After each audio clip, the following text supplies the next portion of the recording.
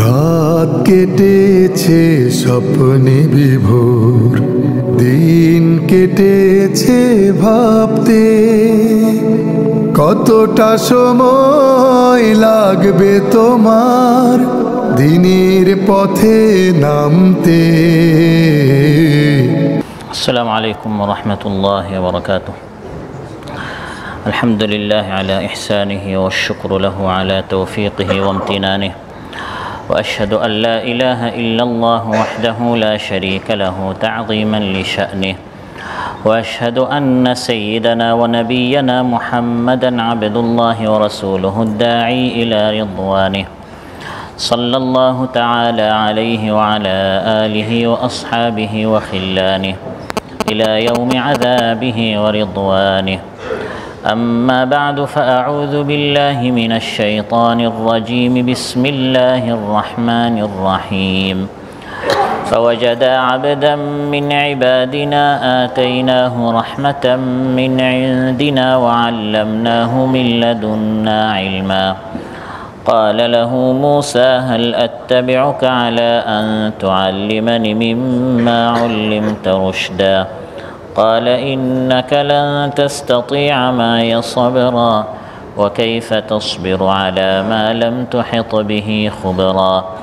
قال ستجدني إن شاء الله صابرا ولا أعصي لك أمرا. قال فإن اتبعتني فلا تسألني عن شيء حتى أحدث لك منه ذكرا. الله تعالى إرشاد করেন, অতঃপর তার দুইজন অর্থাৎ মূসা এবং ইউশা আলাইহিসসালাম তারা আমার বান্দাদের মধ্য থেকে এক বান্দাকে পেলেন যাকে আমি আমার পক্ষ থেকে রহমত দান করেছি এবং আমার পক্ষ থেকে আমি তাকে ইলম প্রদান করেছি। হযরত মূসা আলাইহিস সালাম তাকে বললেন, আমি কি এই শর্তে আপনার অনুসরণ করতে পারি যে আপনাকে যে সঠিক জ্ঞান দেয়া হয়েছে সেই জ্ঞান থেকে আপনি আমাকে শিখাবেন? হযরত খিদির বললেন, আপনি আমার সাথে সবর করতে পারবেন না। আর কিভাবে আপনি সবর করবেন যে বিষয়ে আপনি জানেন না, আপনার জ্ঞানের আয়ত্তের বাহিরে? হযরত মূসা আলাইহিস সালাম বললেন, ইনশাআল্লাহ আপনি আমাকে ধৈর্যশীল পাবেন এবং কোনো বিষয়ে আমি আপনার অবাধ্য হব না। হযরত খিদির বললেন, তবে আপনি যদি আমাকে অনুসরণ করেন তাহলে কোনো বিষয় সম্পর্কে আমাকে প্রশ্ন করবেন না যতক্ষণ না আমি সে সম্পর্কে আপনাকে না জানাই। মদিনা খলিফা জুনুবিয়ার এই মসজিদে আয়োজিত আজকের এই মাহফিলে উপস্থিত সম্মানিত মুসল্লি ভাইরা, সূরাতুল কাহফ থেকে 6টি আয়াত 75 থেকে 70 নম্বর আয়াত তিলাওয়াত করে সরল বাংলা অনুবাদ উপস্থাপন করলাম। এই 6টি আয়াতের আলোকে ইলম অর্জন করা, জ্ঞান অর্জন করা কত গুরুত্বপূর্ণ বিষয় এবং এর জন্য ত্যাগ কুরবানি করা এবং ইলম অর্জন করার আদব, এই সকল বিষয়ে কিছু আমরা আলোকপাত করব এই ঘটনার আলোকে ইনশাআল্লাহ। সম্মানিত ভাইরা, হযরত মূসা আলাইহিস সালাম একদিন ভাষণ দিচ্ছিলেন। তার যখন ভাষণ শেষ হলো, একজন এসে প্রশ্ন করলো, হে মূসা, পৃথিবীর সবচেয়ে বড় আলিমকে? তিনি বলেন, আমি সবচেয়ে বড় আলিম। যদিও কথাটি একদিকে সত্য ছিল, কারণ তিনি আল্লাহর নবী এবং নবীরা সবচেয়ে বড় আলিম হন, কিন্তু এই জিনিসটা আল্লাহর পছন্দ হয় নাই। আল্লাহ তাআলা চান বান্দা সবসময় নিজেকে এটা বলবে যে আল্লাহ তাআলা বেশি জানেন। তখন আল্লাহ তাআলা বলেন, হে মূসা, তোমার থেকে বড় আরেকজন আলিম আছে, জ্ঞানী আছে, এবং তাকে খোঁজার জন্য তোমাকে বের হতে হবে। এবং আল্লাহ তাআলা তাকে বলে দিলেন যে তাকে তুমি পাবে দুই সমুদ্র যেখানে মিলে যায়, ওই সঙ্গমস্থলে, মিলনস্থলে তুমি সেই আমার বান্দা যে অনেক বড় আলিম, তার সাথে তোমার দেখা হয়ে যাবে। ওই বান্দার নাম কোরআনে আসে নাই, তবে বুখারী মুসলিমের বিশুদ্ধ বর্ণনা এসেছে, তার নাম হচ্ছে হযরত খাদির আলাইহিস সালাম। হযরত মূসা এবং তিনি তার সাথে তার যে খাদিম ছিলেন, সেবক ছিলেন, যুবক সঙ্গী হযরত ইউশা বিন নুন আলাইহিস সালামকে সাথে নিলেন, যিনি তারপরে হযরত মূসা আলাইহিস সালাম মারা যাওয়ার পর হযরত ইউশা বনী ইসরাঈলের দায়িত্বশীল হলেন, জিম্মাদার হলেন। এজন্য তিনি তার সাথে রাখতেন, সাথে দেখে তিনি তাকে শিখাতেন। দুইজন বের হলেন। আল্লাহ তাআলা বলেন, এক জায়গায় গিয়ে ওই নির্দিষ্ট স্থানে, আল্লাহ তাআলা যে স্থান বলে দিয়েছিলেন, সেখানে গিয়ে তারা আমার ওই বান্দার সাথে তাদের সাক্ষাৎ হয়ে গেল, অর্থাৎ হযরত খিদির এর সাথে হযরত মূসা এবং ইউশা আলাইহিস সালামের সাক্ষাৎ হলো। ফাওয়াজাদা আবদাম মিন ইবাদিনা, তারা দুইজন বের হয়েছেন ইলম শিখার জন্য। হযরত মূসা আলাইহিস সালাম নবী হওয়া সত্ত্বেও তার থেকে বড় জ্ঞানী সেই লোকটাকে শিখার জন্য, জানার জন্য তিনি বের হয়ে গেলেন। এবং এটি ছিল মিশরের সিনা উপদ্বীপে, দক্ষিণের দিকে যেতে যেতে সেখানে গিয়ে সাক্ষাৎ হলো। হযরত মূসা আলাইহিস সালাম গিয়েছেন খিদির আলাইহিস সালাম থেকে শিখার জন্য, আবার সাথে হযরত ইউসা আলাইহিস সালামকে সাথে নিয়েছেন তাকে শেখানোর জন্য। তাহলে একদিকে আমরা শিখব, অন্যদিকে আমরা শিখাবো। ফাওয়াজাদা আবদাম মিন ইবাদিনা, আল্লাহ তাআলা বলেন ওই নির্দিষ্ট স্থানে গিয়ে তারা আমার বান্দাদের মধ্য থেকে এক বান্দাকে তারা পেলেন। বুখারীর হাদিসে তার নাম খিদির উল্লেখ করা হয়েছে। আরবিতে খাদির আখদার, গ্রিনকে বলা হয়, সবুজ শ্যামল। রাসূল সাল্লাল্লাহু আলাইহি সাল্লাম ইরশাদ করেন, সহিহ বুখারীতে এসেছে, জালাসা আলা ফারওয়াতিন বাইদা ফাইদা হিয়া তাহতাজ্জু মিন খালফিহি খাদরা। তিনি যেখানে বসতেন সেখানে ঘাস উৎপন্ন হয়ে যেত। সেই স্থানটি আগে যে রঙের হোক না কেন, তিনি বসার কারণে তো বরকত রহমত হতো, ওই জায়গাটি ঘাস দ্বারা আল্লাহ সবুজ করে দিতেন। এই জন্য সবুজকে আরবিতে খাদির বলা হয়, এই জন্য তার নাম হয়ে গেল হযরত খাদির। হযরত মূসা আলাইহিস সালাম যখন তার সাথে মিলিত হলেন, মূসা আলাইহিস সালাম সাক্ষাৎ করেছেন কার সাথে? সহিহ বুখারীতে এসেছে হযরত মূসা আলাইহিস সালাম প্রথমে তাকে সালাম করলেন, ফাসাল্লামা আলাইহি মূসা। তাহলে ইলমের প্রথম আদব হচ্ছে গিয়ে কী করতে হবে? সালাম করতে হবে। তখন হযরত খিদির উত্তরে বললেন, হাল বিআরদিকা মিন সালাম মান আনতা, এই নির্জন মরুভূমিতে কে সালাম করলো? আপনি কে? তিনি বললেন, আনা মূসা, আমি হচ্ছি মূসা। হযরত খিদির বললেন, মূসা বানি ইসরাইল, ওই যে বানু ইসরাইলদের একজন নবী মূসা, তিনি নাকি? তিনি বললেন, নাম, হ্যাঁ আমি হচ্ছি সেই মূসা। হযরত খিদির বললেন, ফামা শানুকা, এই আপনার কওম বানু ইসরাইলকে ছেড়ে আপনি আমার নিকট এত দূর, দুই সমুদ্র যেখানে মিলিত হয় এই মরুভূমিতে আপনি আমার সাথে সাক্ষাৎ করতে আসলেন কেন? তিনি বললেন, জিতু লিতুআল্লিমানি মিম্মা উল্লিমতা রুশদা, আপনাকে আল্লাহ তাআলা যে অনেক জ্ঞান এর ভান্ডার দান করেছেন, আপনাকে আল্লাহ তাআলা অনেক কিছু শিখিয়েছেন, আমি নবী হলেও আমি আপনার নিকট শিক্ষার্থী হয়ে, ছাত্র হয়ে, স্টুডেন্ট হয়ে আমি আপনার নিকট এসেছি। সুবহানাল্লাহ। তাহলে ইলম শিখার কোনো বয়স আছে? হযরত মূসা আলাইহিস সালাম হযরত খিদিরের নিকট গিয়ে বলছেন, আমি আপনার নিকট এসেছি, আল্লাহ তাআলা রুশদা, আপনাকে যে কল্যাণকর অনেক ইলম দিয়েছেন, সঠিক অনেক জ্ঞান আল্লাহ আপনাকে শিখিয়েছেন, সেই জ্ঞান শিখার জন্য আমি আপনার নিকট এসেছি। হযরত খিদিরের পরিচয় কোরআনের মধ্যে আল্লাহ বলছেন, ফাওয়াজাদা আবদাম মিন ইবাদিনা আতাইনাহু রাহমাতাম মিন ইনদিনা, এমন এক বান্দার সাথে তাদের সাক্ষাৎ হলো যাকে আমার পক্ষ থেকে আমি রহমত দিয়েছি, আমার পক্ষ থেকে আমি রহমত দিয়েছি। কোরআন কারীমের ঘটনা বর্ণনার একটি ভঙ্গি হচ্ছে, কোরআনে আমরা যেরকম ঘটনা উপন্যাস আমরা বর্ণনা করি, একজন ব্যক্তি ছিলেন, তার নাম অমুক, বয়স এত, অমুক দেশে, কোরআন এভাবে ঘটনা উল্লেখ করে না। কোরআন যতটুকু প্রয়োজন আমাদের হেদায়েতের জন্য ততটুকু উল্লেখ করে। তো আল্লাহ তাআলা তার নাম খিদির জেনে আমাদের কোনো লাভ নেই, না জেনে কোনো ক্ষতি নেই, এই জন্য আল্লাহ তাআলা নামটা উল্লেখ করেন নাই, শুধু এতটুকু বলেছেন তার গুণাবলী, এমন এক বান্দা যাকে আমার পক্ষ থেকে আমি রহমত দান করেছি। আতাইনাহু রাহমাতাম মিন ইনদিনা, আমার পক্ষ থেকে আমি তাকে রহমত দান করেছি। এই রহমতটা কি? তাফসীরে কেউ কেউ বলেন এই রহমত দ্বারা উদ্দেশ্য হচ্ছে নবুয়ত, তিনি নবী ছিলেন। হযরত খিদির কি ছিলেন? নবী ছিলেন। আবার আরেকজন মুফাসসিরিন কেরাম বলেন, না, তিনি নবী ছিলেন না, রহমতের অর্থ হচ্ছে উলায়াত, তিনি আল্লাহর ওলি ছিলেন। আল্লাহু আলাম, তিনি নবী হন, ওলি হন, আল্লাহ তাআলা উল্লেখ করেন যে আল্লাহ তাআলা তাকে বিশেষ জ্ঞান দান করেছেন, এমন জ্ঞান যে জ্ঞান হযরত মূসা আলাইহিস সালামের নিকট ছিল না। তার মানে পৃথিবীর সব জ্ঞান আপনার নিকট নেই। আপনি এক দিক থেকে বড় জ্ঞানী হতে পারেন, হযরত মূসা আলাইহিস সালাম এক দিক থেকে তিনি বড় জ্ঞানী, কিন্তু অন্য দিক থেকে আল্লাহ তাআলা হযরত খিদিরকে বড় জ্ঞানী বানিয়েছেন। আর হযরত মূসার জ্ঞান, খিদিরের জ্ঞান, সবার জ্ঞান, এই সব জ্ঞান থেকে সবচেয়ে বড় মহাজ্ঞানী হচ্ছেন আল্লাহ তাআলা। আমি যত বড় জ্ঞানী হই না কেন, আল্লাহ তাআলা বলেন, ওয়ামা উতিতুম মিনাল ইলমি ইল্লা কালিলা, তোমাদেরকে সামান্যতম জ্ঞান দেওয়া হয়েছে। আমি যত বড় জ্ঞানী হই, আমার জ্ঞান হচ্ছে সামান্য।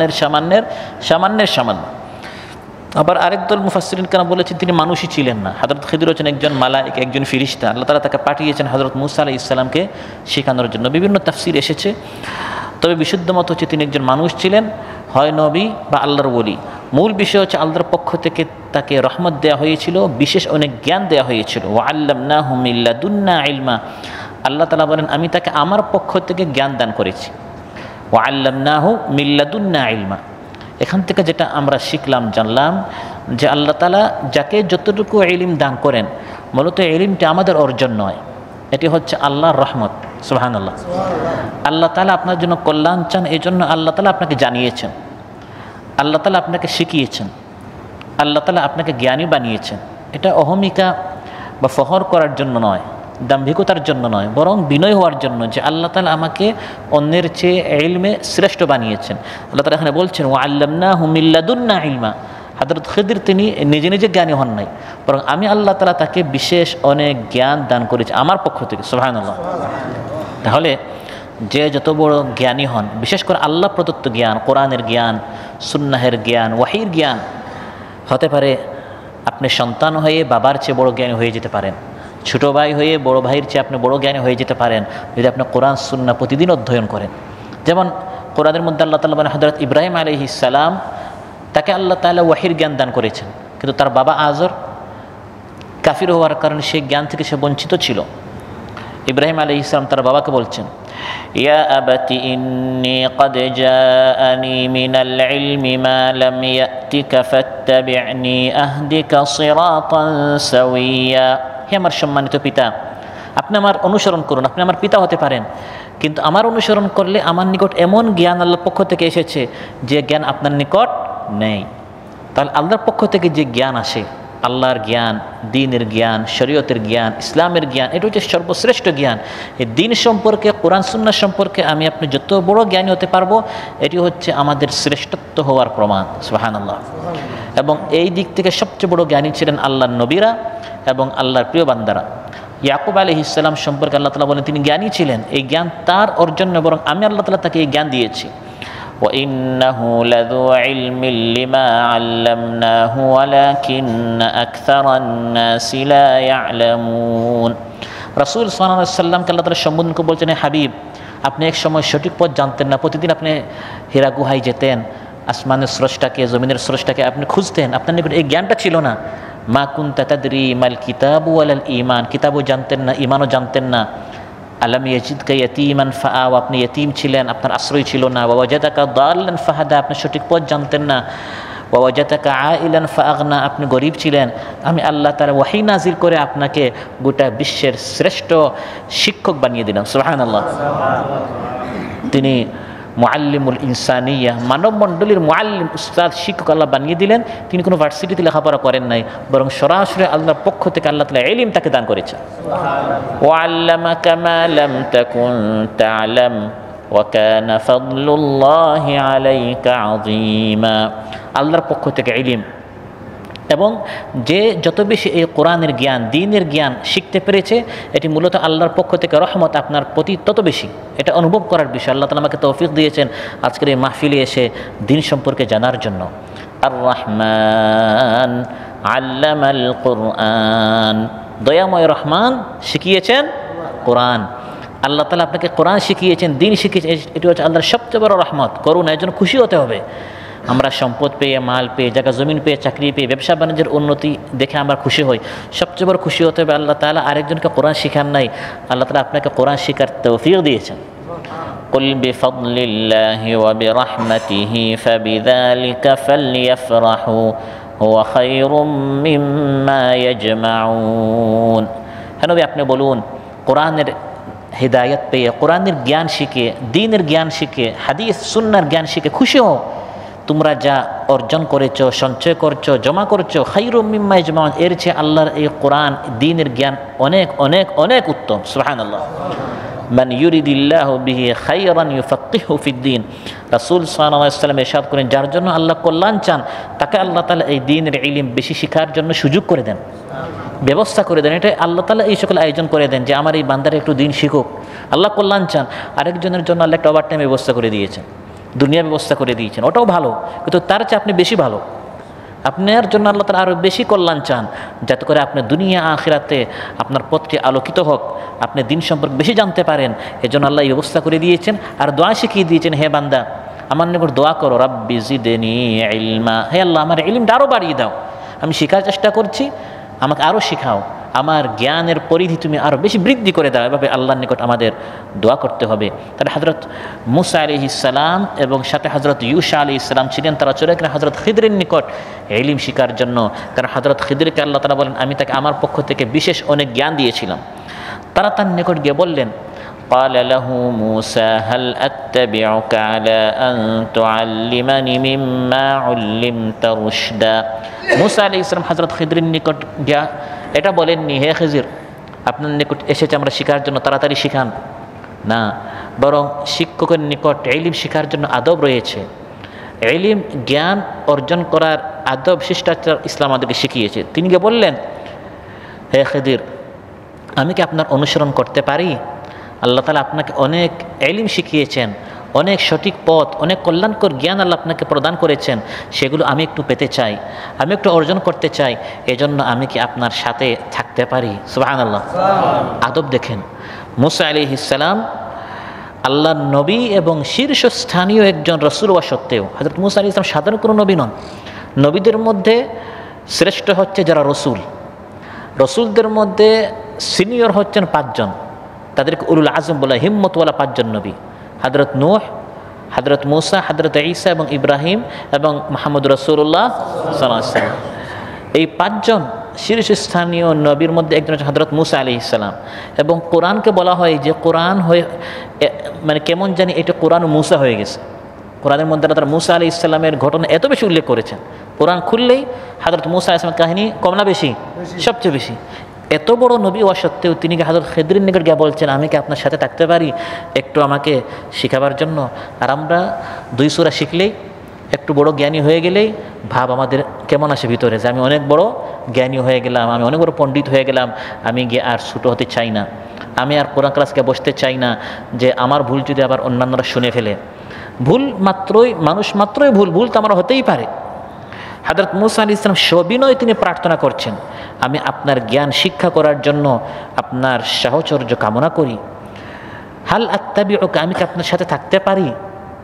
আমি আপনার সাথে থাকবো এটা বলেন নাই, আমি কি আপনার সাথে থাকতে পারি যাতে করে আপনি আমাকে শিখান। আলা আন তুআল্লিমানি, আমি ছাত্র, আপনি উস্তাদ, আপনি আমাকে শিখাবেন এবং অনুমতি চাচ্ছেন।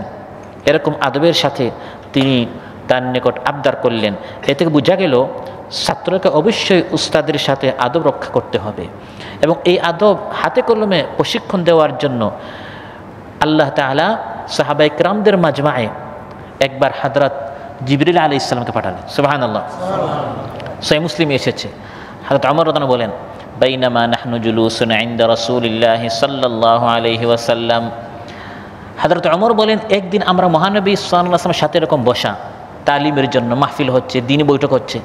ইত্তালা আলাইনা রাজুলুন, হঠাৎ একজন ব্যক্তি আসলেন। ঘটনা কে বলছেন? হযরত ওমর।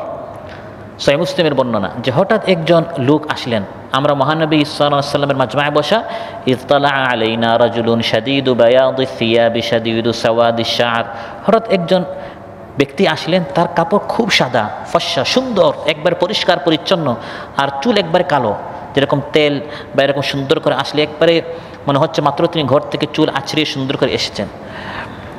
লা ইউরা আলাইহি আসারুস সাফার ওয়া লা ইয়ারিফু মিন্না আহাদ, তার মধ্যে সফরের কোনো লক্ষণ নেই, আবার আমাদের মধ্যে তাকে কেউ আমরা চিনিও না। যদি আমাদের মধ্যে কেউ আমরা তাকে না চিনি, তার মানে তিনি মদিনার নয়, বাহির থেকে এসেছেন, তাহলে তো তার মধ্যে সফরের লক্ষণ থাকার কথা। কিন্তু আবার আমরা কেউ তাকে চিনিও না, এখন তিনি কি মদিনার না বাহিরের? মদিনার যদি হয়ে থাকেন তাহলে তো আমরা সবাই তাকে চিনার কথা, প্রতিদিন আমরা একসাথে নামাজ পড়ি, কেউ চিনি না। তো বাহিরের হলে এত সুন্দর কাপড় আর চুল হয় কী করে? ওই সময় তার মদিনায় 5 স্টার হোটেল ছিল না, বাইরে থেকে এসে মসজিদে আসতো, পুরা চুল উস্কো কুস্কো ধুলাবালি হতো। তো লোকটার অবস্থা থেকে সবাই বিস্ময়কর এবং তারা আশ্চর্য যে এই লোকটাকে।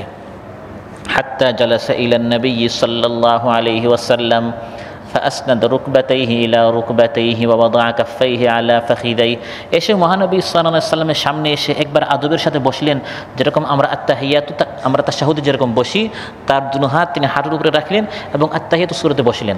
এবং এসে মহানবী সাল্লাল্লাহু আলাইহি ওয়াসাল্লামকে অত্যন্ত আদবের সাথে তিনি প্রশ্ন করলেন, ইয়া মুহাম্মদ আখবিরনি আনিল ইসলাম, আপনি আমাকে ইসলাম সম্পর্কে বলেন।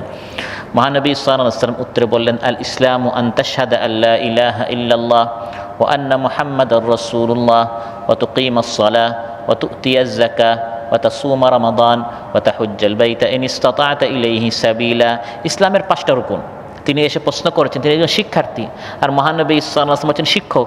তিনি বলছেন ইসলামের রুকুন হচ্ছে কালিমা, সালাত, যাকাত, সিয়াম এবং হজ। তিনি বলেন সাদাক্তা, আপনার কথা সত্য। ফাআজিবনা লাহু ইয়াসআলুহু ওয়া ইউসাদ্দিকু।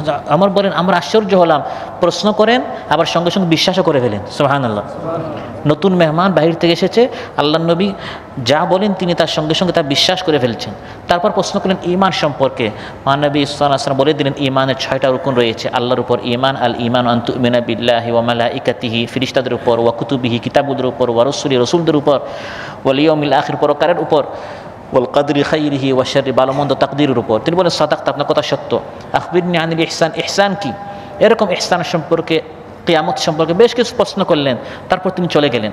3 দিন পর্যন্ত আমরা কেউ মহানবী সাল্লাল্লাহু আলাইহি ওয়াসাল্লামকে প্রশ্ন করলাম না যে এই মেহমানকে। 3 দিন পর মহানবী সাল্লাল্লাহু আলাইহি ওয়াসাল্লাম প্রশ্ন করলেন আমাদেরকে, তোমরা কি জানো এই যে মেহমান এসেছিল তিনি কে? আমরা বললাম আল্লাহু ওয়া রাসূলুহু আ'লাম, আল্লাহ এবং তার রাসূল বেশি জানেন। তখন মহানবী সাল্লাল্লাহু আলাইহি ওয়াসাল্লাম ইরশাদ করলেন দাকা জিবরিল আতাকুম ইউআল্লিমুকুম আমরা দীনিকুম। আল্লাহ তাআলা হযরত জিবরিলকে মানুষ আকৃতিতে তোমাদের নিকট পাঠিয়েছেন ইলম কীরকম শিখতে হয়, দিন কীরকম তলব করতে হয়, ইলম কীরকম অন্বেষণ করতে হয়, এটা তোমাদেরকে বাস্তবে শেখানোর জন্য। সুবহানাল্লাহ। হযরত জিবরিল এসেছেন মানুষের একজন আকৃতি নিয়ে, কারণ মানুষ হলে তো কাপড় কিছু ময়লা থাকতো, না হয় মদিনা সবাই চিনত, মদিনা কেউ চিনেও না, আবার কাপড় খুব পরিষ্কার। এখন প্রবাসী না দেশি, বোঝার কোনো উপায় ছিল না। আসলে তিনি কী ছিলেন? একজন ফেরেশতা ছিলেন। হযরত জিবরিল আলাইহিস সালাম ছিলেন। এভাবে ইলম শিখার আদব আল্লাহ তাআলা শিখিয়েছেন হযরত জিবরিলের মাধ্যমে। হযরত মূসা বললেন, হে খিদির, হাল আত্তাবিউকা আলা আন তুআল্লিমানি মিম্মা উল্লিমতা রুশদা, আমি কি আপনার সাথে থাকতে পারি যাতে করে আপনি আমাকে এবং আমার সাথে যে ইউশা রয়েছে আমাদেরকে আপনি এই কল্যাণকর ইলম শিখাবেন? তাহলে একদিকে তিনি শিখতে এসেছেন, আর সাথে হযরত ইউশাকে এনেছেন শিখাবার জন্য। এখান থেকে বোঝা গেল একজন ইমানদার ব্যক্তি দুনিয়া থেকে কবর পর্যন্ত সে একদিকে উস্তাদ, একদিকে ছাত্র, একদিকে শিখবে অন্যদিকে শিখাবে, একদিকে বুঝবে অন্যদিকে বুঝাবে। এই দায়িত্ব থেকে কোনো একজনকে আল্লাহ তাআলা মুক্ত রাখেন নাই। আমার লেখাপড়া শেষ, স্কুল শেষ, মাদ্রাসা শেষ, এখন আমি প্রবাসে এসেছি, এখন আর আমার লেখাপড়ার প্রয়োজন নাই, এই কথা বলার কোনো সুযোগ নেই। মহানবী সাল্লাল্লাহু আলাইহি ওয়াসাল্লাম ইরশাদ করেন খায়রুকুম মান তাআল্লামাল কুরআন ওয়া আল্লামা, তোমাদের মধ্যে সেই ব্যক্তি শ্রেষ্ঠ যে কোরআন শিখে এবং অপরকে। এখন আমি শিখলাম, শিখে আমি এখন কাতারে আসলাম, শিখাতে হবে না? তাহলে একদিকে শিখবো অন্যদিকে শিখাবো। শিখে দায়িত্ব শেষ হয় না, বরং শিখার পর শিখাতে। হযরত মূসা নবী হওয়া সত্ত্বেও তিনি শিখতে এসেছেন, আবার সাথে একজন শিক্ষার্থীও এনেছেন হযরত ইউশাকে। এক ছাত্র আছে, আবার সামনে উস্তাদ আছে। ইবনে মাজাহ এসেছে ক্বালা রাসূলুল্লাহ সাল্লাল্লাহু আলাইহি ওয়াসাল্লাম আদ-দুনিয়া মালউনা মালউনুন মা ফিহা, পুরা দুনিয়া মালউন, অভিশপ্ত, যা কিছু আছে সবই অভিশপ্ত, ইল্লা যিকরুল্লাহ, আল্লাহর যিকির ছাড়া, ওয়া মা ওয়ালা, যিকির সংক্রান্ত যত কিছু আছে, মসজিদ, কিবলা, কাবা ইত্যাদি, এই বিষয়গুলো আল্লাহর লানত থেকে মুক্ত। ওয়া আলিমান ওয়া মুতাআল্লিমা, এবং একজন শিক্ষক এবং শিক্ষার্থী, একজন উস্তাদ একজন ছাত্র, ইলম যে শিখে এবং শিখাচ্ছে, এরা এই লানত থেকে তারা মুক্ত। যখন হযরত মূসা আলাইহিস সালাম বললেন হযরত খিদরকে আপনি কি আমাকে শিখাবেন, হযরত খিদর বললেন ইলম শিখতে হলে অনেক সবরের প্রয়োজন, আপনি কি সবর করতে পারবেন? ক্বালা ইন্নাকা লান তাস্তাতিআ মাইয়া সাবরা, আমার সাথে ইলম শিখতে হলে এত সহজে আপনি ইলম পাবেন না, ইলমের জন্য আপনার অনেক সবর করতে হবে, কিন্তু আপনি কিন্তু এত সবর করতে পারবেন না। ইলমের জন্য কঠিন সবর প্রয়োজন। একবার বসলাম, শিখে ফেললাম, আলিম হয়ে গেলাম, জেনে ফেললাম, বিষয়টা এমন নয়। ইলমের জন্য আপনি আপনার জান, মাল, শ্রম, সময় সব দিলে ইলম আপনাকে আংশিক দিবে। আর যদি আপনি আংশিক দেন তাহলে ইলম আপনাকে কিছুই দিবে না। কারণ ইলম শিকার আগে, জ্ঞান শিকার আগে আমরা থাকি মূর্খ, ইলম শিকার পর আবার আমরা ভুলে যাই। ইলম এত কঠিন একটা বিষয়, একদিকে জানি না, জানার পর আবার ভুলে যায়। তাহলে ওই জিনিসটা স্মৃতিতে রাখতে হলে সবরের প্রয়োজন আছে না নাই? অনেক কঠিন পরিশ্রম এবং সবরের প্রয়োজন। এর জন্য নিয়মিত কোরআন অধ্যয়ন, নিয়মিত হাদিস অধ্যয়ন, নিয়মিত তালিম, নিয়মিত পারিবারিক বৈঠক, এগুলো করে করে শিকার এই চেষ্টা করতে হবে। এবং এই চেষ্টা সাহাবায়ে কেরাম রিদওয়ানুল্লাহি আলাইহিম তারা অনেক করেছেন, এবং এই সংক্রান্ত তাদের অনেক ঘটনা রয়েছে। মুসনাদ আহমদে এসেছে হযরত জাবির রাদিয়াল্লাহু আনহু বলেন, এক হাদিস শোনার জন্য আমি শুনলাম যে এক ব্যক্তি, হযরত জাবির ছিলেন মদিনায়, তিনি বললেন, আমি শুনলাম শামে সিরিয়ায় একজন সাহাবী আছেন, তার নাম কি আমি জানতাম না, শুধু আমাকে বলা হলো একটা হাদিস আছে যে হাদিসটি ওই শামের অমুক সাহাবী জানেন। এখন ওই হাদিস শেখার জন্য সেই যুগে তার মোবাইল ছিল না, লাইভ ফেসবুক ছিল না যে আমি তাকে বললাম যে ভাই আপনি আমাকে ওই হাদিসটা বলে শোনান, বা ইমো বা আপনার কী ছিল না, ফোন ছিল না আমি ফোন করব, বা হোয়াটসঅ্যাপে আপনি এই হাদিসটা আমাকে মেসেজ করে পাঠিয়ে দেন।